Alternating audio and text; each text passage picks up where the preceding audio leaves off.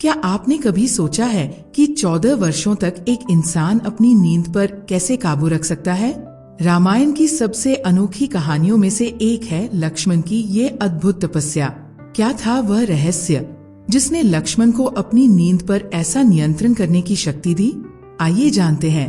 ये कहानी उस समय की है जब भगवान राम को वनवास जाना पड़ा और उनके साथ उनकी पत्नी माता सीता और भाई लक्ष्मण भी गए। भगवान राम के साथ 14 वर्षों का वनवास एक कठिन यात्रा थी और इस दौरान लक्ष्मण ने न केवल अपने भाई भाभी की सेवा की बल्कि अपनी निद्रा को भी पूरी तरह से नियंत्रित किया। ये सवाल उठता है कि लक्ष्मण ने 14 वर्षों तक बिना सोए कैसे बिताए? दरअसल जब माता कैकेयी ने राजा दशरथ से राम को 14 वर्षों के लिए वनवास भेजने का वरदान मांगा, तब लक्ष्मण अपने भाई के साथ वन जाने के लिए तैयार हो गए। भगवान राम ने उन्हें मना किया, परंतु उनकी माँ सुमित्रा ने लक्ष्मण को अनुमति दे दी। भगवान राम और माता सीता की सेवा के लिए लक्ष्मण वन में उनके साथ गए।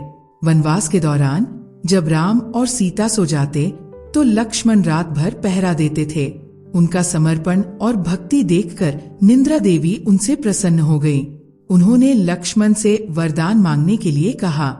लक्ष्मण ने निंद्रा देवी से 14 वर्षों तक अपनी नींद को नियंत्रित रखने का वरदान मांगा, लेकिन निंद्रा देवी ने कहा कि अगर तुम ऐसा करोगे तो तुम्हारी नींद किसी और को मिलनी पड़ेगी।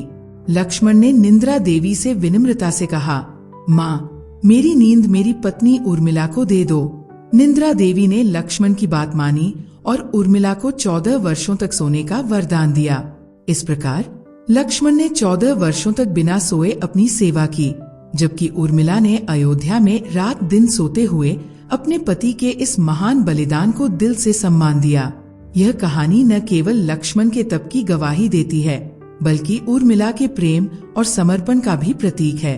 लक्ष्मण ने अपनी नींद से अधिक महत्व अपने भैया भाभी की सेवा को दिया और इस तपस्या ने उन्हें अमर बना दिया। दोस्तों, ये कहानी हमें सिखाती है कि अगर श्रद्धा और समर्पण सच्चे हों तो कोई भी कठिनाई जीत ली जा सकती है।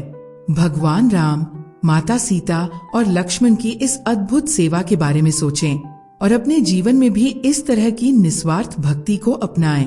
अगर आपको ये कहानी पसंद आई हो तो कृपया इसे लाइक और सब्सक्राइब करें। जय श्री राम।